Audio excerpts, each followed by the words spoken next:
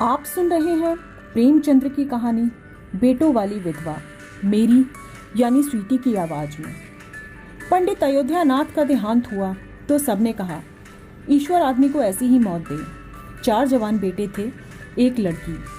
3 लड़कों के विवाह हो चुके थे, एक छोटा लड़का और एक लड़की कंवारे थे। संपत्ति भी काफ़ी छोड़ी, एक पक्का मकान, 2 बगीचे, कई हजार के गहने और 20,000 नकद। विधवा फूलमती को शोक तो बहुत हुआ और कई दिनों तक वह बेहाल रही, लेकिन जवान बेटों को सामने देखकर उसे ढाढ़स हुआ। चारों लड़के एक से एक सुशील, चारों बहुएं एक से बढ़कर एक आज्ञाकारिणी। जब वह रात को लेटती तो चारों बारी बारी से उसके पांव दबाती। वह स्नान करके उठती तो उसकी साड़ी छाटती। सारा घर उसके इशारों पर चलता था। बड़ा लड़का कामता एक दफ्तर में 50 रुपए पर नौकर था। छोटा उमानाथ डॉक्टरी पास कर चुका था और कहीं औषधालय खोलने की फिक्र में था। तीसरा दयानाथ बीए में फेल हो गया था और पत्रिकाओं में लेख लिखकर कुछ न कुछ कमा ही लेता था। चौथा सीतानाथ चारों में सबसे कुशाग्र और होनहार था और अब की साल बीए प्रथम श्रेणी में पास करके एमए की तैयारी में लगा हुआ था। किसी लड़के में वह छैलापन, वह लुटाऊपन ना था जो माता पिता को जलाता और कुल मर्यादा को डुबाता है। फूलमती घर की मालकिन थी, पर घर की कुंजियां बड़ी बहू के पास रहती थी। बुढ़िया में वह अधिकार प्रेम न था जो वृद्ध जनों को कटु और कलहशील बना दिया करता है, किंतु उसकी इच्छा के बिना कोई बालक मिठाई तक न मांग सकता था। संध्या हो गई थी। पंडित जी को मरे आज 12वां दिन था। कल 13 है, ब्रह्म भोज होगा। बिरादरी के लोग निमंत्रित होंगे, उसी की तैयारियां हो रही हैं। फूलमती अपनी कोठरी में बैठकर देख रही है कि पल्लेदार बोरे में आटा लाकर रख रहे हैं, घी के टिन आ रहे हैं, शाक भाजी के टोकरे, शक्कर की बोरियां, दही के मटके चले आ रहे हैं। महापात्र के लिए दान की चीजें लाई गई हैं, बर्तन, कपड़े, पलंग, बिछावन, छाते, जूते, छड़ियां, लालटेनें आदि। किंतु फूलमती को कोई चीज नहीं दिखाई गई। नियम अनुसार ये सब सामान उसके पास आने चाहिए थे। वह प्रत्येक वस्तु को देखती, उसे पसंद करती, उसकी मात्रा में कमी बेशी का फैसला करती, तब इन चीजों को भंडारे में रखा जाता। क्यों उसे दिखाने की उसकी राय लेने की जरूरत नहीं समझी गई? अच्छा, वह आटा 3 ही बोरी क्यों आया? उसने तो 5 बोरों के लिए कहा था, और घी भी 5 ही कनस्तर है। उसने तो 10 कनस्तर मंगवाए थे। इसी तरह शाक भाजी, शक्कर, दही आदि में भी कमी की गई होगी। किसने उसके हुक्म में हस्तक्षेप किया? जब उसने एक बात तय कर दी थी, तब किसे उसको घटाने बढ़ाने का अधिकार है? आज 40 वर्षों से घर के प्रत्येक मामले में फूलमती की बात सर्वमान्य थी। उसने 100 कहा तो 100 खर्च किए गए, 1 कहा तो 1। किसी ने मीन मेख न की। यहाँ तक कि पंडित अयोध्यानाथ भी उसकी इच्छा के विरुद्ध कुछ न करते थे। पर आज उनकी आंखों के सामने प्रत्यक्ष रूप से उनके हुक्म की उपेक्षा की जा रही थी। इसे वह क्यों कर स्वीकार करती? कुछ देर तो वह जब्त किए बैठी रही, पर अंत में रहा ना गया। स्वायत्त शासन उसका स्वभाव हो गया था। वह क्रोध में भरी हुई आई और कामता नाथ से बोली, क्या आटा 3 ही बोरी लाए? मैंने तो 5 बोरे के लिए कहा था, और घी भी 5 ही टिन मंगवाया। तुम्हें याद है मैंने 10 कनस्तर कहा था। किफायत को मैं बुरा नहीं समझती, लेकिन जिसने यह कुआं खोदा उसी की आत्मा पानी को तरसे, यह कितनी लज्जा की बात है। कामता नाथ ने क्षमा याचना न की, अपनी भूल स्वीकार न की और लज्जित भी नहीं हुआ। 1 मिनट तो वह विद्रोही भाव से खड़ा रहा, फिर बोला, हम लोगों की सलाह 3 ही बोरी की हुई और 3 ही बोरों के लिए 5 टिन घी काफी था। इसी हिसाब से और चीजें भी कम कर दी गई हैं। फूलमती उग्र होकर बोली, किसकी राय से आटा कम किया गया? हम लोगों की राय से। तो क्या मेरी राय कोई चीज नहीं है क्यों नहीं? लेकिन अपना हानि लाभ तो हम भी समझते हैं। फूलमती हक्का बक्का होकर रहकर उसका मुंह ताकने लगी। इस वाक्य का आशय उसकी समझ में न आया। अपना हानि लाभ?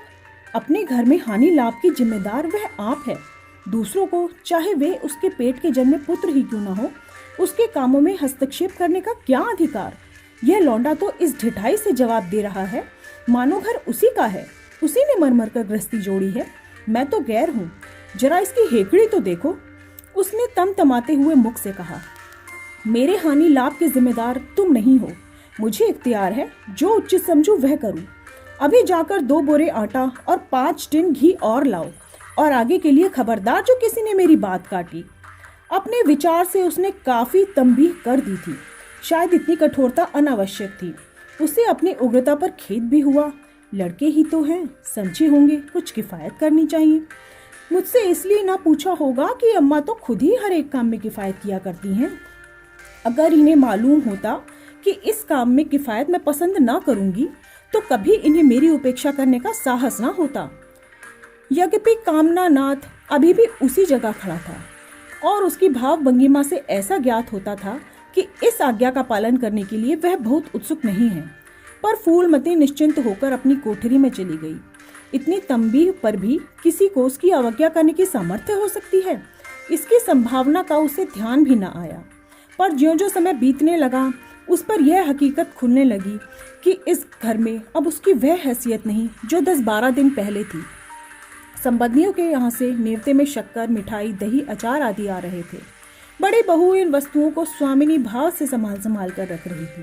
कोई भी उससे पूछने नहीं आता था। बिरादरी के लोग जो कुछ भी पूछते थे कामतानाथ से व बड़ी बहू से। कामतानाथ कहाँ का बड़ा इंतजामकार है, रात दिन भंग पिए पड़ा रहता है, किसी तरह रोध होकर दफ्तर भी चला जाता है, उसमें भी महीने में 5 नागों से कम नहीं होते। वह तो कहो साहब पंडित जी का लिहाज करता है, नहीं कब तक बाहर निकाल कर दिया होता। और बड़ी बहू जैसी फूहड़ औरत भला इन बातों को क्या समझेगी। अपने कपड़े लत्ते तो जतन से रखे नहीं जाते, चली है गृहस्थी चलाने, भद होगी और क्या। सब मिलकर कुल की नाक कटवाएंगे, वक्त पर कोई ना कोई चीज कम हो ही जाएगी। इन कामों के लिए बड़ा अनुभव चाहिए। कोई चीज तो इतनी ज्यादा बन जाएगी कि मारी मारी फिरेगी, कोई चीज इतनी कम बनेगी कि किसी के पत्तल पर पहुंचेगी और किसी के पत्तल पर नहीं। आखिर इन सबों को हो क्या गया है। अच्छा, बहुत तिजोरी क्यों खोल रही है। वह मेरी आज्ञा के बिना तिजोरी खोलने वाली होती कौन है। कुंजी उसके पास है जरूर, लेकिन जब तक मैं रुपए ना निकलवाऊं तिजोरी नहीं खोलती। आज तो इस तरह खोल रही है मानो मैं कुछ हूं ही नहीं। यह मुझसे बर्दाश्त ना होगा। वह झमक कर उठी और बहू के पास जाकर कठोर स्वर में बोली, तिजोरी क्यों खोलती हो बहू, मैंने तो खोलने को नहीं कहा। बड़ी बहू ने निसंकोच भाव से उत्तर दिया, बाजार से सामान आया है तो दाम न दिया जाएगा क्या। कौन सी चीज किस भाव से आई है और कितनी आई है, यह मुझसे कुछ नहीं कहा गया। जब तक हिसाब किताब ना हो जाए रुपए कैसे दिए जाएं? हिसाब किताब सब हो गया। किसने किया? अब मैं क्या जानूं, जाकर मर्दों से पूछो। मुझे हुक्म मिला रुपए लाकर दे दो, मैं रुपए लिए जाती हूँ। फूलमती खून का घूंट पीकर रह गई। इस वक्त बिगड़ने का अवसर न था। घर में मेहमान स्त्री पुरुष भरे हुए थे। अगर इस वक्त लड़कों को डांटा तो लोग यही कहेंगे कि इनके घर में पंडित जी के मरते ही फूट पड़ गई। दिल पर पत्थर रखकर फिर अपनी कोठरी में चली गई। जब मेहमान विदा हो जाएंगे तब वह एक एक की खबर लेगी, तब देखेगी कौन उसके सामने आता है और क्या कहता है। इनकी सारी चौकड़ी भुला देगी। किंतु कोठरी के एकांत में भी वह निश्चिंत ना बैठ सकी। सारी परिस्थितियों को गिद्ध दृष्टि से देख रही थी। कहाँ सत्कार का कौन सा नियम भंग होता है, कहाँ मर्यादाओं की उपेक्षा की जाती है। भोज आरंभ हो गया। सारी बिरादरी एक साथ पंगतों में बिठा दी गई। आंगन में मुश्किल से 200 आदमी बैठ सकते थे। ये 500 आदमी इतनी सी जगह में कैसे बिठाए जाएंगे। क्या आदमी के ऊपर आदमी बिठाए जाएंगे। अगर 2 पंगतों में लोग बिठा दिए जाते तो क्या बुराई हो जाती। यही तो होता कि 12 बजे की जगह भोज 2 बजे समाप्त होता। मगर यहाँ तो सबको सोने की जल्दी पड़ी हुई है। किसी तरह ये बला सिर से टले और ये लोग चैन की नींद सोए। लोग कितने सटकर बैठे हुए हैं कि किसी को हिलने की भी जगह नहीं। पत्तल के ऊपर पत्तल रखे हुए हैं। हाय हाय, पूड़ियाँ ठंडी हो गई, लोग गरम गरम मांग रहे हैं। मैदे की पूड़ियाँ ठंडी होकर चिमड़ी हो जाती हैं। इन्हें खाएगा कौन। ना जाने रसोइये को कढ़ाव पर से क्यों उठने दिया गया। यही सब बातें नाक कटवाने की हैं। सहसा शोर मचा, तरकारियों में नमक नहीं है। बड़ी बहू जल्दी जल्दी नमक पीसने लगी।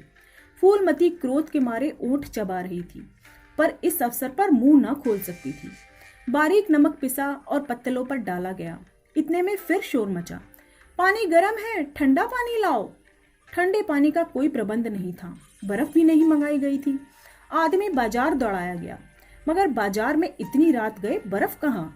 आदमी खाली हाथ लौट आया। मेहमानों को वही नल का गर्म पानी पीना पड़ा। फूलमती का बस चलता तो लड़कों का मुंह नोच लेती। ऐसी छीछा लेदर उसके घर में कभी ना हुई थी। उस पर सब मालिक बनने को मरते हैं। बर्फ जैसी जरूरी चीज मंगवाने की तो किसी को सुध नहीं थी। सुधी कहाँ से रहे? जब किसी को गप लड़ाने से फुर्सत मिले तब तो सुधी रहे। मेहमान अपने दिल में न जाने क्या कहेंगे कि चले हैं बिरादरी को भोज देने और घर में बर्फ तक नहीं। अच्छा, फिर ये हलचल क्यों मच गई? अरे अरे, लोग पंगत से उठे क्यों जा रहे हैं? आखिर मामला क्या है? फूलमती अब उदासीन न रह सकी। कोठरी से निकलकर बरामदे में आई। कामता नाथ से पूछा, क्या हो गया लल्ला, लोग उठे क्यों जा रहे हैं? कामता ने कोई जवाब न दिया, वहां से खिसक गया। फूलमती झुंझला कर रह गई। सहसा कहारिन मिल गई। फूलमती ने उससे भी वही प्रश्न किया। मालूम हुआ कि किसी के शोरबे में मरी हुई चूहिया निकल आई है। फूलमती चित्रलिखित सी वहीं खड़ी रह गई। भीतर ऐसा उबाल उठा कि दीवार से सर टकरा ले। अब आगे भोज का प्रबंध करने चले हैं। इस फूहड़पने की कोई हद है? कितने आदमियों का धर्म नाश हो गया, फिर पंगत क्यों ना उठकर चली जाए? आंखों से देखकर अपना धर्म कौन गंवाएगा? हाय हाय, सारा किया धरा मिट्टी में मिल गया। सैकड़ों रुपयों पर पानी फिर गया। बदनामी हुई सो अलग। मेहमान उठकर जा चुके थे। पत्तलों पर खाना ज्यों का त्यों पड़ा हुआ था। चारों लड़के आंगन में लज्जित खड़े थे, एक दूसरे को इल्जाम दे रहे थे। बड़ी बहू अपने देवरानियों पर बिगड़ रही थी। देवरानियां सारा दोष कुमुद के सर डालती थीं और कुमुद खड़ी रो रही थी। उसी वक्त फूलमती झल्लाई हुई आकर बोली, मुंह में कालिक लगी कि नहीं, या अभी भी कुछ कसर बाकी है? डूब मरो सब के सब, जाकर चुल्लू भर पानी में। शहर में कहीं मुंह दिखाने लायक नहीं छोड़ा। किसी लड़के ने कोई जवाब न दिया। फूलमती और भी प्रचंड होकर बोली, तुम लोगों को क्या, किसी को शर्म हया तो है नहीं? आत्मा तो उसकी रो रही है जिसने अपनी जिंदगी घर की मर्जाद बनाने में खराब कर दी। उनकी पवित्र आत्मा को तुमने यूं कलंकित किया। शहर में थुई थुई हो रही है। अब कोई तुम्हारे द्वार पर पेशाब करने तो आएगा नहीं। कामता नाथ कुछ देर तो चुपचाप खड़ा सुनता रहा। आखिरकार झुंझलाकर बोला, अच्छा अब चुप रहो अम्मा। भूल हुई, हम सब मानते हैं, बड़ी भयंकर भूल हुई, लेकिन क्या अब इसके लिए घर के प्राणियों को हलाल कर डालोगी? सभी से भूलें होती हैं, आदमी पछता कर रह जाता है, किसी की जान तो नहीं मारी जाती। बड़ी बहू ने अपनी सफाई दी। हम क्या जानते थे कि बीबी से इतना सा काम भी ना होगा। इन्हें चाहिए था देखकर तरकारी कढ़ाव में डालती, टोकरी उठाई और कढ़ाव में डाल दी। इसमें हमारा क्या दोष? कामता नाथ ने पत्नी को डांटा। इसमें ना कुमुद का कसूर है, ना तुम्हारा और ना मेरा। यह संयोग की बात है। बदनामी भाग्य में लिखी थी, वह हुई। इतने बड़े भोज में एक मुट्ठी तरकारी कढ़ाव में नहीं डाली जाती। टोकरे के टोकरे उड़ेल दिए जाते हैं। कभी कभार ऐसी दुर्घटनाएं हो जाया करती हैं, पर इसमें कैसी जग हंसाई और कैसी नाक कटाई। तुम खामखा जले पर नमक छिड़कती हो। फूलमती ने दांत पीस कर कहा, शर्माते तो हो नहीं, उल्टे बेहयाई की बातें करते हो। कामता ने निसंकोच होकर कहा, शर्माऊं क्यों? किसी की चोरी की है क्या? चीनी में चीटे और आटे में घुन, यह नहीं देखे जाते। पहले हमारी निगाह ना पड़ी, बस यही बात बिगड़ गई। नहीं चुपके से चूहियां निकालकर फेंक देते और किसी को खबर तक ना होती। फूलमती ने चकित होकर कहा, क्या कहता है? मरी चूहिया खिलाकर सबका धर्म बिगाड़ देता? कामता हंसकर बोला, क्या पुराने जमाने की बात करती हो अम्मा? इन बातों से धर्म नहीं बिगड़ा करते। यह धर्मात्मा लोग जो पत्तल पर से उठ गए हैं, इनमें कौन ऐसा है जो भेड़ बकरी का मांस ना खाता हो? तालाब के कछुए और घोंगे तक तो किसी से बचते नहीं, चले हैं जरा सी चूहियां देखने। फूलमती को अब ऐसा प्रतीत हुआ कि प्रलय आने में बहुत देर नहीं है। जब पढ़े लिखे आदमियों के मन में ऐसे अधार्मिक भाव आने लगे तो फिर धर्म की तो भगवान ही रक्षा करे। अपना सा मुंह लेकर चली गई। 2 महीने गुजर गए। रात का समय है। चारों भाई दिन के काम से छुट्टी पाकर कमरे में बैठे गपशप कर रहे हैं। बड़ी बहू भी षड्यंत्र में शरीक है। कुमुद के विवाह का प्रश्न छिड़ा हुआ है। कामता नाथ ने मसनद पर टेक लगाते हुए कहा, दादा की बात दादा के साथ गई। मुरारी पंडित विद्वान भी हैं और कुलीन भी होंगे, लेकिन जो आदमी अपनी विज्ञा और कुलीनता को रुपयों पर बेचे वह नीच है। ऐसे नीच आदमी के साथ हम कुमुद का विवाह सेध में भी ना करें। 5,000 दहेज तो बहुत दूर की बात है। उसे भगाओ और किसी दूसरे वर्ग की तलाश करो। हमारे पास कुल 20,000 तो है ही। एक एक के हिस्से में 5,000 आते हैं। 5,000 दहेज में दे दें और 5,000 नेग न्यौछावर और बाजे गाजे में उड़ा दें तो फिर हमारी तो बधिया ही बैठ जाएगी। उमानाथ बोले, मुझे अपना औषधालय खोलने के लिए कम से कम 5,000 की जरूरत है। मैं अपने हिस्से में से 1 पाई नहीं दे सकता। फिर खुलते ही आमदनी तो होगी नहीं, कम से कम साल भर बैठ कर खाना पड़ेगा। दयानाथ एक समाचार पत्र देख रहे थे। आंखों से ऐनक उतारते हुए बोले, मेरा विचार भी एक पत्र निकालने का है। प्रेस और पत्र में कम से कम 10,000 की कैपिटल चाहिए। 5,000 मेरे रहेंगे तो 5,000 का कोई ना कोई साझेदार मिल ही जाएगा। पत्रों में लेख लिखकर मेरा निर्वाह नहीं हो सकता। कामतानाथ ने सर हिलाते हुए कहा, अजी राम भजो, सेत में कोई लेख छापता नहीं, रुपए कौन दिए देता है। दयानाथ ने प्रतिवाद किया, नहीं ऐसी बात तो नहीं, मैं तो कहीं भी बिना पेशगी पुरस्कार लिए नहीं लिखता। कांता ने जैसे शब्द अपने वापस लिए, तुम्हारी बात मैं नहीं कहता भाई, तुम तो थोड़ा बहुत मार ही लेते हो, लेकिन सबको तो यह नहीं मिलता। बड़ी बहू ने श्रद्धा भाव से कहा, कन्या भागवान हो तो दरिद्र के घर में भी सुखी रह सकती है, अभागी हो तो राजा के घर में भी रोएगी। यह सब नसीबों का खेल है। कामतानाथ ने स्त्री की ओर प्रशंसा भाव से देखा, फिर इसी साल हमें सीता का विवाह भी तो करना है। सीतानाथ सबसे छोटा था, सर झुकाए भाइयों की स्वार्थ भरी बातें सुन सुनकर कुछ कहने के लिए उतावला हो रहा था। अपना नाम सुनते ही बोला, मेरे विवाह की आप लोग चिंता ना करें, मैं जब तक किसी धंधे से नहीं लग जाता विवाह का नाम भी ना लूंगा। और सच पूछिए तो मैं विवाह करना ही नहीं चाहता। देश को इस समय बालकों की जरूरत नहीं, काम करने वालों की जरूरत है। मेरे हिस्से के रुपए आप कुमुद के विवाह में खर्च कर दें। सारी बातें तय हो जाने के बाद यह उचित नहीं कि पंडित मुरारी लाल से संबंध तोड़ लिया जाए। उमा ने तीव्र स्वर में कहा, 10,000 कहां से आएंगे। सीता ने डरते हुए कहा, मैं तो अपने हिस्से के रुपए देने को कहता हूं, और शेष मुरारी लाल से कहा जाए कि दहेज में कुछ कमी कर दे। वह इतने स्वार्थांत तो नहीं कि इस अवसर पर कुछ बल खाने को तैयार न हो जाए। अगर वह 3,000 में संतुष्ट हो जाए तो 5,000 में विवाह हो सकता है। उमा ने कामतानाथ से कहा, सुनते हैं भाई साहब इनकी बातें। दयानाथ बोल उठे, तो इसमें आप लोगों का क्या नुकसान है भाई, यह अपने रुपए दे रहे हैं, खर्च कीजिए। मुरारी पंडित से तो हमारा कोई बैर नहीं। मुझे तो इस बात से खुशी हो रही है कि भला इसमें कोई त्याग करने योग्य तो है।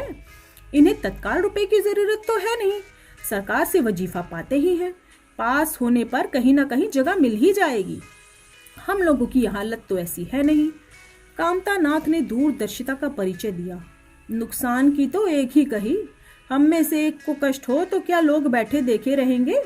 यह अभी लड़के हैं, इन्हें क्या मालूम कि समय पर 1 रुपया भी 1 लाख का काम करता है। कौन जानता है कल इन्हें विलायत जाकर पढ़ने के लिए सरकारी वजीफा मिल जाए या सिविल सर्विस में आ जाए। उस वक्त सफर की तैयारियों में 4-5 हजार लग जाएंगे, तब किसके सामने हाथ फैलाते फिरेंगे। मैं यह नहीं चाहता कि दहेज के पीछे इनकी जिंदगी नष्ट हो जाए। इस तर्क ने सीतानाथ को भी तोड़ दिया। सकुचाता हुआ बोला, हाँ यदि ऐसा हुआ तो बेशक मुझे रुपयों की जरूरत होगी, तो आप जैसा उचित समझे। मुझे तो यहाँ तक मंजूर है कि चाहे मैं विलायत ना जाऊं पर कुमुद अच्छे घर जाए। कामतानाथ ने निष्ठा भाव से कहा, अच्छा घर दहेज देने से नहीं मिलता भैया। जैसा कि तुम्हारी भाभी ने कहा, यह सब नसीबों का खेल है। मैं तो चाहता हूं कि मुरारी लाल को जवाब दे दिया जाए और कोई ऐसा वर खोजा जाए जो थोड़े में राजी हो जाए। इस विवाह में 1-2 हजार से ज्यादा खर्च नहीं कर सकता। पंडित दीनदयाल कैसे हैं? उमा ने प्रसन्न होकर कहा, अजीब बहुत अच्छे हैं, MA BA ना सही जजमानी से अच्छी आमदनी है। दयानाथ ने आपत्ति की, अम्मा से भी तो कुछ पूछ लेना चाहिए। कामतानाथ को इसकी कोई जरूरत मालूम ना हुई। बोले, उनकी तो जैसे बुद्धि ही भ्रष्ट हो गई है, वही पुराने युग की बातें मुरारी लाल के नाम पर उधार खाए बैठी हैं। यह नहीं समझती कि वह जमाना नहीं रहा। उनको तो बस कुमुद मुरारी लाल पंडित के घर जाए, चाहे हम लोग तबाह ही हो जाएं। उमा ने एक शंका उपस्थित की, अम्मा अपने सब गहने कुमुद को दे देंगी, देख लीजिएगा। कामतानाथ का स्वार्थ नीति से विद्रोह न कर सका।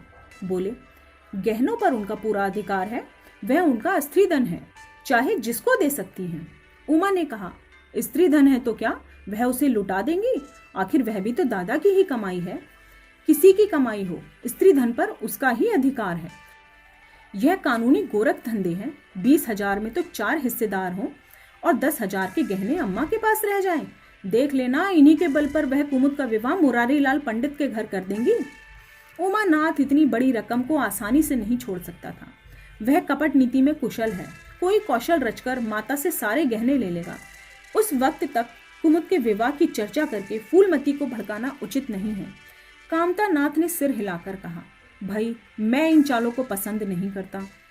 उमानाथ ने खिसियाकर कहा, गहने 10,000 से कम के ना होंगे। कामता नाथ अविचलित स्वर में बोले, कितने ही के हो, मैं अनीति में हाथ नहीं डालना चाहता। तो आप लोग अलग बैठिए। हाँ, बीच में भांजी ना मारिएगा। मैं अलग रहूंगा। और तुम सीता? मैं भी अलग रहूंगा।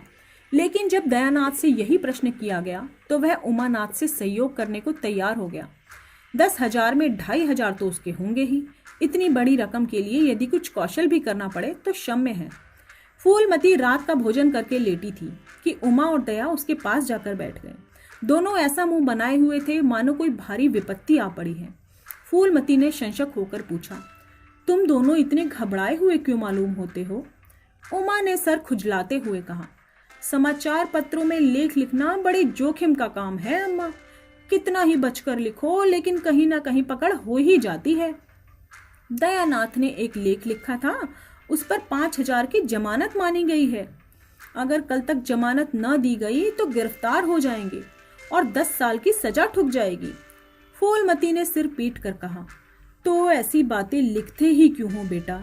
जानते नहीं कि आजकल हमारे अधीन आए हुए हैं, जमानत किसी तरह टल नहीं सकती क्या? दयानाथ ने अपराधी भाव से उत्तर दिया, मैंने तो अम्मा ऐसी कोई बात नहीं लिखी थी, लेकिन किस्मत को क्या कहूँ, हाकिम जिला बड़ा कड़ा है, जरा भी रियायत नहीं करता। मैंने जितनी दौड़ धूप हो सकती थी वह सब कर ली। तो तुमने कामता से रुपए का प्रबंध करने को क्यों नहीं कहा? उमा ने मुंह बनाया, उनका स्वभाव तो तुम जानती ही हो अम्मा। उन्हें रुपए प्राणों से भी ज्यादा प्रिय हैं। उन्हें चाहे काला पानी ही हो जाए वह एक पाई न देंगे। दयानाथ ने समर्थन किया, मैंने तो उनसे इसका जिक्र भी नहीं किया। फूलमती ने चारपाई से उठते हुए कहा, चलो मैं कहती हूँ, देगा कैसे नहीं? रुपए इसी दिन के लिए तो होते हैं कि गाड़ कर रखने के लिए होते हैं। उमानाथ ने माता को रोक कर कहा, नहीं अम्मा, उनसे कुछ न कहो। रुपए तो ना देंगे, उल्टे हाय हाय मचाएंगे। उनको अपनी नौकरी की खैरियत मनानी है, इन्हें घर में भी न रहने देंगे। अफसरों में जाकर खबर दे दी तो भी आश्चर्य नहीं। फूलमती ने लाचार होकर कहा, तो फिर जमानत का क्या प्रबंध करोगे? मेरे पास तो कुछ है नहीं। हाँ, मेरे गहने हैं, इन्हें लेते जाओ, इन्हें गिरो रखकर जमानत कर दो। और आज से कान पकड़ो कि किसी पत्र में एक शब्द भी ना लिखोगे। दयानाथ कानों पर हाथ रखकर बोला, यह तो नहीं हो सकता अम्मा कि तुम्हारे जेवर लेकर मैं अपनी जान बचाऊं। 5-10 साल की कैद ही तो होगी, झेल लूंगा। यही बैठे बैठे क्या कर रहा हूँ? फूलमती छाती पीटते हुए बोली, कैसी बातें मुंह से निकालते हो बेटा? मेरे जीते जी तुम्हें कौन गिरफ्तार कर सकता है? उसका मुंह झुलस दूंगी। गहने इसी दिन के लिए तो हैं या किसी और दिन के लिए? जब तुम ही नहीं रहोगे तो गहने लेकर क्या आग में झोंकूंगी? उसने पिटारी लाकर उसके सामने रख दी। दया ने उमा की ओर जैसे फरियाद की दृष्टि से देखा और बोला, आपकी क्या राय है भाई साहब? इसी मारे मैं कहता था कि अम्मा को कुछ बताने की जरूरत नहीं, जेल ही तो होती, हो जाती, और क्या होता। उमा ने जैसे सिफारिश करते हुए कहा, यह कैसे हो सकता था? इतनी बड़ी वारदात हो जाती और अम्मा को खबर तक ना होती। मुझसे यह नहीं होता कि सुनकर पेट में डाल लेता। मगर अब करना क्या चाहिए यह मैं खुद निर्णय नहीं कर सकता। ना तो यह अच्छा लगता है कि तुम जेल जाओ और ना ही यह अच्छा लगता है कि अम्मा के गहने गिरो रखे जाएं। फूलमती ने व्यथित कंठ से पूछा, क्या तुम समझते हो मुझे गहने तुमसे ज्यादा प्रिय हैं? मैं तो अपने प्राण तक तुम पर न्यौछावर कर दूं, गहनों की तो बिसात ही क्या। दया ने दृढ़ता से कहा, अम्मा तुम्हारे गहने तो ना लूंगा, चाहे मुझ पर कोई भी विपत्ति क्यों ना आन पड़े। आज जब तुम्हारी कुछ सेवा नहीं कर सका तो किस मुंह से तुम्हारे गहने उठा ले जाऊं? मुझ जैसे कुपूत को तो तुम्हारी कोख से जन्म ही नहीं लेना चाहिए था, सदैव तुम्हें कष्ट देता रहा। फूलमती ने उतनी ही दृढ़ता से कहा, अगर तुम यूं ना लोगे तो मैं खुद जाकर इन्हें गिरो रख दूंगी और हाकिम जिला के पास जाकर जमानत जमा कराऊंगी। अगर इच्छा हो तो परीक्षा भी ले लो। आंखें बंद हो जाने के बाद क्या होगा भगवान जाने, लेकिन जब तक जीती हूँ तुम्हारी ओर कोई तिरछी नजर से देख नहीं सकता। उमा ने मानो माता पर एहसान रखकर कहा, अब तो हमारे लिए कोई रास्ता नहीं रहा दयानाथ, क्या हरज है, ले लो, मगर याद रखो ज्यों ही हाथ में रुपए आ जाएं गहने छुड़वाने पड़ेंगे। सच कहते हैं मातृत्व दीर्घ तपस्या है, माता के सिवाय इतना स्नेह और कौन कर सकता है। हम बड़े अभागे हैं कि माता के प्रति जितनी श्रद्धा रखनी चाहिए उसका शतांश भी नहीं रखते। दोनों ने जैसे बड़े धर्म संकट में पड़कर गहनों की पिटारी संभाली और चलते बने। माता वात्सल्य भरी आंखों से उनकी ओर देख रही थी। उनकी संपूर्ण आत्मा का आशीर्वाद जैसे उन्हें अपनी गोद में समेट लेने के लिए व्याकुल हो रहा था। आज कई महीनों के बाद उनके भग्न मात्र हृदय को अपना सर्वस्त्र अर्पण करके जैसे आनंद की विभूति मिली, उसकी स्वामिनी कल्पना इस त्याग के लिए, इसी आत्मसमर्पण के लिए जैसे कोई मार्ग ढूंढती रहती थी। अधिकार या लोभ या ममता की गंध वहां तक न थी। त्याग ही उसका आनंद और त्याग ही उसका अधिकार था। आज अपना खोया हुआ अधिकार पाकर अपनी सिरजी हुई प्रतिमा पर अपने प्राणों को भेंट करके वह निहाल हो गई। 3 महीने और गुजर गए। माँ के गहनों पर हाथ साफ करके चारों भाई उसकी दिलजोई करने लगे। अपनी स्त्रियों को भी समझाते रहते थे कि उसका दिल न दुखाए। अगर थोड़े से शिष्टाचार से उसकी आत्मा को शांति मिलती है तो इसमें क्या हानि है। चारों करते अपने मन की, पर माता से सलाह जरूर लेते या उसे ऐसे जाल में फंसाते कि वह सरला उनकी बातों में आ ही जाती और हर एक काम में सहमत हो जाती। बाप का बेचना उसे बहुत बुरा लगता था, लेकिन चारों ने ऐसी माया रची कि वह उसे बेचने पर राजी हो गई। किंतु कुमुद के विवाह के विषय में मतैक्य न हो सका। माँ पंडित मुरारी लाल पर जमी हुई थी, लड़के दीन दयाल पर अरे हुए थे। एक दिन आपस में कलह हो ही गई। फूलमती ने कहा, माँ बाप की कमाई में बेटी का हिस्सा भी है। तुम्हें 16,000 का एक बाग मिला, 25,000 का एक मकान, 20,000 में क्या 5,000 भी कुमुद का हिस्सा नहीं। कामता ने नम्रता से कहा, अम्मा कुमुद आपकी लड़की है तो हमारी भी बहन है। आप तो 2-4 साल में प्रस्थान कर जाएंगी, पर हमारा और उसका बहुत दिनों तक संबंध रहेगा। तब यथाशक्ति कोई ऐसी बात ना करेंगे जिससे उसका अमंगल हो। लेकिन हिस्से की बात कहती हो तो कुमुद का कुछ हिस्सा नहीं है। जब तक दादा जीवित थे तब और बात थी, तब वह उसके विवाह में जितना चाहते खर्च करते, कोई उनका हाथ न पकड़ सकता था। लेकिन अब तो एक एक पैसे की किफायत करनी पड़ेगी। जो काम 1,000 में हो जाए उसके लिए 5,000 खर्च करना कहाँ की बुद्धिमानी है। उमानाथ ने सुधारा, 5,000 क्यों, 10,000 कहिए। कामता ने भवें सिकोड़ कर कहा, नहीं मैं 5,000 ही कहूंगा। एक विवाह में 5,000 खर्च करने की हमारी हैसियत नहीं है। फूलमती ने जिद पकड़कर कहा, विवाह तो मुरारी लाल के पुत्र से ही होगा, चाहे 5,000 खर्च हो चाहे 10,000। मेरे पति की कमाई है, मैंने मर मर कर जोड़ा है, अपनी इच्छा से खर्च करूंगी। तुम्ही ने मेरी कोख से जन्म नहीं लिया, कुमुद भी उसी कोख से आई है। मेरी आंखों में तुम सब बराबर हो। मैं किसी से कुछ नहीं मांगती, तुम बैठे तमाशा देखो, मैं सब कुछ कर लूंगी। 20,000 में 5,000 कुमुद का है। कामता नाथ को अब कड़वे सत्य की शरण लेने के सिवाय और कोई मार्ग न रहा। बोला, अम्मा तुम बरबस बात बढ़ाती हो। जिन रुपयों को तुम अपना समझती हो वह तुम्हारे नहीं है। फूलमती को जैसे सर्प ने डस लिया। क्या कहा, फिर तो कहना जरा। मैं अपने ही सच्चे रुपए अपनी ही इच्छा से खर्च नहीं कर सकती। वह रुपए तुम्हारे नहीं रहे अम्मा, हमारे हो गए हैं। तुम्हारे होंगे लेकिन मेरे मरने के बाद नहीं, दादा के मरते ही हमारे हो गए। उमानाथ ने बेहराई से कहा, अम्मा कानून कायदा तो जानती नहीं, नाहक उलझती हैं। फूलमती क्रोध विहल होके बोली, भाड़ में जाए तुम्हारा कानून, मैं ऐसे कानून को नहीं मानती। तुम्हारे दादा ऐसे कहीं के बड़े धन्ना सेठ ना थे। मैंने ही पेट और तन काट काट कर यह गृहस्थी जोड़ी है, नहीं आज बैठने को छाह ना मिलती। मेरे जीते जी मेरे रुपए में छूने नहीं दूंगी। मैंने तीनों भाइयों के विवाह में 10-10 हजार खर्च किए हैं, वही मैं कुमुद के विवाह में भी खर्च करूंगी। कामता नाथ भी गर्म पड़ा, आपको कुछ भी खर्च करने का अधिकार नहीं है। उमानाथ ने बड़े भाई को डांटा, आप खामखा अम्मा के मुंह लगते हैं भाई साहब। मुरारी लाल को पत्र लिख दीजिए कि तुम्हारे यहाँ कुमुद का विवाह ना होगा, बस छुट्टी हुई। यह कायदा कानून तो जानती नहीं, व्यर्थ ही बहस करती हैं। फूलमती ने संयमित स्वर में कहा, अच्छा क्या है कानून, जरा मैं भी तो सुनूं। उमा ने निरीह भाव से कहा, कानून यही है कि बाप के मरने के बाद सारी जायदाद बेटों को जाती है। माँ का हक केवल रोटी कपड़े का है? फूलमती ने तड़प कर पूछा। किसने बनाया ये कानून? उमा शांत स्थिर स्वर में बोला, हमारे ऋषियों ने, महाराज मुनि ने, और किसने? फूलमती एक क्षण अवाक रहकर आहत कंठ से बोली, तो इस घर में मैं क्या तुम्हारे टुकड़ों पर पड़ी हुई हूँ? उमानाथ ने न्यायाधीश की निर्ममता से कहा, तुम जैसा समझो। फूलमती की संपूर्ण आत्मा मानो इस वज्रपात से चित्कार करने लगी। उसके मुख से जलती हुई चिंगारियों की भांति यह शब्द निकल पड़े, मैंने घर बनवाया, मैंने संपत्ति जोड़ी, मैंने तुम्हें जन्म दिया, पाला, और आज मैं इस घर में गैर हूँ? मनु का यही कानून है और तुम उसी कानून पर चलना चाहते हो? अच्छी बात है, तुम अपना घर द्वार लो, मुझे तुम्हारी आश्रिता बनकर रहना स्वीकार नहीं। इससे कहीं अच्छा है कि मर जाऊं। वहाँ रे अंधेर, मैंने पेड़ लगाया और मैं ही उसकी छाह में खड़ी नहीं हो सकती। अगर यही कानून है तो आग लग जाए ऐसे कानून में। चारों युवकों पर माता के इस क्रोध और आतंक का कोई असर न हुआ। कानून का फौलादी कवच उनकी रक्षा जो कर रहा था, इन कांटों का उन पर क्या असर हो सकता था? जरा देर में फूलमती उठकर चली गई। आज जीवन में पहली बार उसका वात्सल्य भग्न मातृत्व अभिशाप बनकर उसे धिक्कारने लगा। जिस मातृत्व को उसने जीवन की विभूति समझा था, जिसके चरणों पर वह सदैव अपनी समस्त अभिलाषाओं और कामनाओं को अर्पित करके अपने को धन्य मानती थी, वही मातृत्व आज उसे अग्नि कुंड सा जान पड़ता था, जिसमें उसका जीवन जलकर भस्म हो रहा था।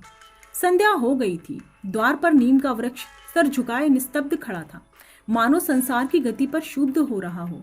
अस्तांचल की ओर प्रकाश और जीवन का देवता फूलमती के मातृत्व की ही भांति अपनी चिता में जल रहा था। फूलमती अपने कमरे में जाकर लेटी तो उसे मालूम हुआ उसकी कमर ही टूट गई है।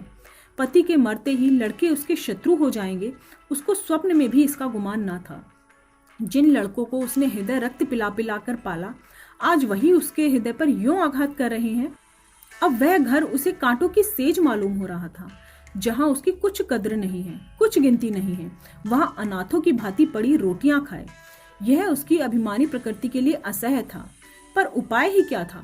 वह लड़कों से अलग होकर रहे तो रहे भी कहाँ? नाक तो उसी की कटेगी, संसार उसी को थूकेगा, और संसार उसे थूके तो क्या, उसके लड़कों को थूके तो क्या, बदनामी तो उसी की है। दुनिया तो यही कहेगी कि 4 जवान बेटों के होते हुए बुढ़िया अलग पड़ी हुई मजूरी काटकर पेट पाल रही है। जिन्हें उसने सदैव नीच समझा, वही उस पर हंसेंगे। नहीं, वह अपमान इस अनादर से कहीं ज्यादा हृदय विदारक था। अब अपना घर और घर का पर्दा ढके रहने में ही कुशल है। हाँ, अब उसे अपने को नई परिस्थितियों के अनुसार बनाना पड़ेगा। समय बदल गया है। अब तक स्वामिनी बनकर रही, अब लौंडी बनकर रहना पड़ेगा। ईश्वर की यही इच्छा है। अपने बेटों की बातें और लातें गैरों की बातों और लातों की अपेक्षा फिर भी गनीमत है। वह बड़ी देर तक मुंह ढांपे अपनी दशा पर रोती रही। सारी रात इसी आत्मवेदना में कट गई। शरद का प्रभात डरता डरता उषा की गोद से निकला, जैसे कोई कैदी छिपकर जेल से भाग आया हो। फूलमती अपने नियम के विरुद्ध आज तड़के ही उठ गई। रात भर में उसका मानसिक परिवर्तन हो चुका था। सारा घर सो रहा था और वह आंगन में झाड़ू लगा रही थी। रात की ओस में भीगी हुई पक्की जमीन उसके नंगे पांवों में कांटों की तरह चुभ रही थी। पंडित जी उसे कभी इतने सवेरे न उठने देते थे। शीत उसके लिए बहुत हानिकारक थी, पर अब वह दिन नहीं है। प्रकृति को भी समय के साथ बदल लेने का वह प्रयत्न कर रही थी। झाड़ू से फुर्सत पाकर उसने आग जलाई, दाल चावल की कंकड़ियां चुनने लगी। कुछ देर में लड़के जागे, बहुएं उठी। सभी ने बुढ़िया को सर्दी में सुखड़े हुए काम करते देखा, पर किसी ने यह ना कहा कि अम्मा क्यों हलकान होती हो। शायद सबके सब बुढ़िया के इस मानवर्धन पर प्रसन्न थे। आज से फूलमती का यही नियम हो गया कि जी तोड़कर घर का काम करना और अंतरंग नीति से अलग रहना। उसके मुंह पर जो एक आत्मगौरव झलकता था, उसकी जगह अब गहरी वेदना छाई हुई नजर आती थी। जहां बिजली जलती थी, अब वहां तेल का दिया टमटमा रहा था, जिसे बुझा देने के लिए हवा का एक हल्का सा झोंका ही काफी था। मुरारी लाल को इनकारी पत्र लिख दिया गया। दूसरे दिन दीनदयाल से कुमुद का विवाह निश्चित हो गया। दीनदयाल की उम्र कुछ 40 से अधिक थी। मर्यादा में भी कुछ हेटे थे, पर दाल रोटी से खुश थे। बिना किसी ठहराव के विवाह करने पर राजी हो गए। तिथि नियत हुई, बारात आई, विवाह हुआ और कुमुद विदा कर दी गई। फूलमती के दिल पर क्या गुजर रही थी, इसे कौन जान सकता था। कुमुद के दिल पर क्या गुजर रही थी, उसे कौन जान सकता था। पर चारों भाई बड़े प्रसन्न थे, मानो उनके हृदय का कांटा निकल गया हो। ऊंचे कुल की कन्या थी, मुंह कैसे खोलती। भाग्य में सुख भोगना लिखा होगा तो सुख भोगेगी, दुख भोगना लिखा होगा तो दुख झेलेगी। हरी इच्छा बेकसों का अंतिम अवलंब है। घर वालों ने जिससे विवाह कर दिया उसमें हजारों ऐप सही, तो भी वह उसका उपास्य, उसका स्वामी है। प्रतिरोध उसकी कल्पना से परे था। फूलमती ने किसी काम में दखल ना दिया। कुमुद को क्या दिया गया, मेहमानों का सत्कार कैसे किया गया, किसके यहाँ से न्योते में क्या आया, किसी बात से उसको कोई सरोकार न था। उससे कोई सलाह भी ली गई तो उसने यही कहा, बेटा तुम लोग जो करते हो अच्छा ही करते हो, फिर मुझसे क्या पूछते हो। जब कुमुद के लिए द्वार पर डोली आ गई और कुमुद माँ के गले से लिपटकर रोने लगी तो वह बेटी को अपनी कोठरी में ले गई और जो कुछ 150 रुपए थे और 2-4 मामूली गहने थे वह बेटी के आंचल में डालकर बोली, बेटी मेरे तो मन की मन में ही रह गई। नहीं क्या आज तुम्हारा विवाह इस तरह होता और क्या तुम इस तरह विदा कर दी जाती। आज तक फूलमती ने अपने गहने की बात किसी से नहीं कही थी। लड़कों ने उसके साथ जो कपट व्यवहार किया था इसे चाहे वह अब तक ना समझी हो, लेकिन इतना जरूर जानती थी कि गहने फिर ना मिलेंगे और मनोमालिन्य बढ़ने के सिवाय कुछ हाथ न लगेगा। लेकिन इस अवसर पर उसे अपनी सफाई देने की जरूरत महसूस हुई। कुमुद यह भाव लेकर मन में ना जाए कि अम्मा ने अपने गहने बहुओं के लिए रख छोड़े हैं, इसे वह किसी तरह न सह सकती थी। इसीलिए अपनी कोठरी में कुमुद को ले गई, लेकिन कुमुद को पहले ही इस कौशल की टोह मिल चुकी थी। उसने गहने और रुपए आंचल से निकालकर माता के चरणों पर रख दिए और बोली, अम्मा मेरे लिए तुम्हारा आशीर्वाद लाखों रुपयों के बराबर है। तुम इन चीजों को अपने पास रखो, न जाने अभी तुम्हें किन किन विपत्तियों का सामना करना पड़े। फूलमती कुछ कहना ही चाहती थी कि उमानाथ ने आकर कहा, क्या कर रही है कुमुद, चल जल्दी कर, शायद चली जाती है। वह लोग हाय हाय कर रहे हैं, फिर तो 2-4 दिन में आएगी ही, जो कुछ लेना देना हो ले लेना। फूलमती के घाव पर जानो नमक छिड़क गया हो। बोली, अब मेरे पास क्या है भैया जो मैं इसे दूंगी। जाओ बेटी, भगवान तुम्हारा सुहाग अमर करे। कुमुद विदा हो गई। फूलमती पछाड़ खाकर गिर पड़ी। जीवन के अंतिम लालसा भी नष्ट हो गई। 1 साल बीत गया। फूलमती का कमरा घर के सभी कमरों में बड़ा और हवादार था। कई महीनों से उसने बड़ी बहू के लिए खाली कर दिया था और खुद एक छोटी सी कोठरी में रहने लगी थी, जैसे कोई भिखारिन हो। बेटों और बहुओं से अब उसे जरा भी स्नेह न था। अब वह घर की लौंडी थी। घर के किसी प्राणी, किसी वस्तु, किसी प्रसंग से उसे कोई प्रयोजन न था। वह केवल इसीलिए जीती थी कि मौत न आती थी।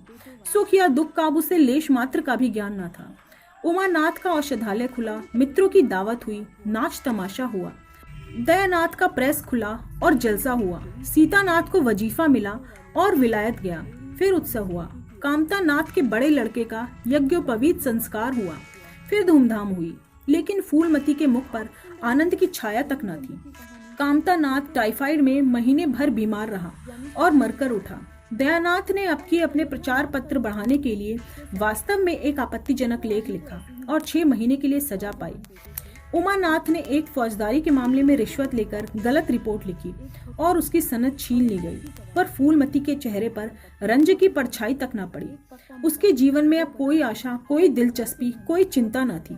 बस पशुओं की तरह काम करना और खाना, यही उसकी जिंदगी के 2 काम थे। जानवर मारने से काम करता है पर खाता है मन से। फूलमती बेकहे काम करती थी पर खाती थी विष के कौर की तरह। महीनों सर में तेल न पड़ता, महीनों कपड़े न धुलते, कुछ परवाह नहीं। वह चेतना शून्य हो गई थी। सावन की झड़ी लगी हुई थी। मलेरिया फैल रहा था। आकाश में मटियाले बादल थे, जमीन पर मटियाला पानी। आर्द्र वायु शीत, ज्वर और श्वास का वितरण करती हुई फिरती थी। घर की मेहरी बीमार पड़ी हुई थी। फूलमती ने घर के सारे बर्तन मांजे, पानी में भीग भीग कर सारा काम किया, फिर आग जलाई और चूल्हे पर पतीलियां चढ़ा दी। लड़कों को इस समय भोजन तो मिलना ही चाहिए। सहसा उसे याद आया, कामतानाथ नल का पानी नहीं पीते। उसी वर्षा में गंगा जल लाने चली। कामतानाथ ने पलंग पर लेटे लेटे कहा, रहने दो अम्मा, पानी मैं भर लाऊंगा। आज मेहरी खूब बैठी रही। फूलमती ने मटियाले आकाश की ओर देखकर कहा, तुम भीग जाओगे बेटा, सर्दी हो जाएगी। कामतानाथ बोले, तुम भी तो भीग रही हो, कहीं बीमार ना पड़ जाओ। फूलमती निर्मम भाव से बोली, मैं बीमार ना पड़ूंगी, मुझे भगवान ने अमर करके भेजा है। उमानाथ भी वहीं बैठा था। उसके औषधालय में कुछ आमदनी ना होती थी। इसीलिए बहुत चिंतित रहता था। भाई भावच की मुंह देखी करता रहता था। बोला, जाने भी दो भैया, बहुत दिनों तक बहुओं पर राज कर चुकी है, उसका प्रायश्चित तो करने दो। गंगा बड़ी हुई थी जैसे समुद्र हो। क्षितिज सामने के कूल से मिला हुआ था। किनारे के वृक्षों की केवल फुनगियां पानी के ऊपर रह गई थी। घाट ऊपर तक पानी में डूब गए थे। फूलमती कलसा लिए नीचे उतरी, पानी भरा और ऊपर जा ही रही थी कि पांव फिसला, संभल न सकी, पानी में गिर पड़ी। पल भर हाथ पांव चलाए, फिर लहरें उसे खींच ले गई। किनारे पर 2-4 पंडित चिल्लाए, अरे दौड़ो, बुढ़िया डूबी जा रही है। 2-4 आदमी दौड़े भी, लेकिन फूलमती लहरों में समा गई, उन बल खाती लहरों में जिन्हें देखकर हृदय भी कांप उठता है। एक ने पूछा, यह कौन बुढ़िया थी? दूसरे ने कहा, अरे वही पंडित अयोध्यानाथ की विधवा है। अयोध्यानाथ? वह तो बहुत बड़े आदमी थे। हाँ थे तो, पर इसके भाग्य में तो ठोकर खाना ही लिखा था। पर उनके तो कई बड़े बड़े लड़के हैं और सब कमाते हैं। हाँ सब है भाई, मगर भाग्य भी तो कोई वस्तु है। आप सुन रहे थे प्रेमचंद्र की कहानी बेटों वाली विधवा। ऐसी कई मनोरंजक कहानियां सुनने के लिए और अपने साहित्य से जुड़ने के लिए मेरे चैनल को लाइक करें और सब्सक्राइब करें।